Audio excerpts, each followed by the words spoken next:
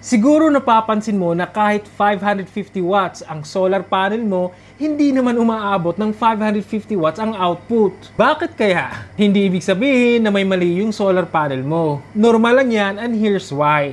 Yung wattage na nakasulat sa panel is the maximum rating under perfect laboratory condition. Ideal temperature, ideal sunlight, ideal angle. Pero in real life, iba-iba ang factor. Temperature. Mas umiinit ang solar panel, mas humihina yung output. Angle and direction. Kung hindi naka-face sa south ang mga solar panels mo, mas mababa rin ang output.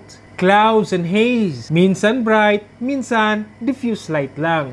Dirt and shade. Kahit na maliit na shadow lang yan, babagsak na yung performance ng buong string. Kaya normal lang na hindi niya ma-hit yung maximum. Ang importante is consistent ang output niya sa real life na condition.